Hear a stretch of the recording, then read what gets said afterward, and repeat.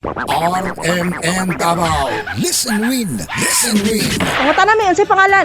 Marlo Galang Salazar. Ikaw na lang dire, daghan mo nagpuyo dire sa inyong Anak ko mga anak ko apo. So daghan natakdan pod nga ungo ka sa DXDC po din eh. Yes, ma'am. Oo, sige tigpaminaw gid mo, ma'am. Ako, yes, ma'am. Oo, nga nag DXDC man yung ginapaminaw. Nindot mga drama ug mga balita ug kanang kada Sunday na gani kanang educational kanang program. Oh, di ba sa sweet kay si ma'am. Pati drama. Oh, si Ma'am Marlo. Ayan, kay di ka basta-basta, ma'am.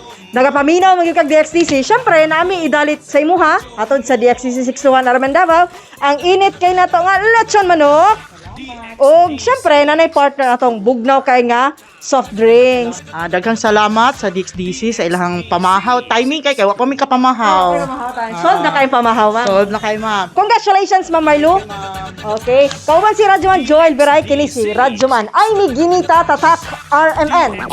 RMN Davao. Listen win. Listen win.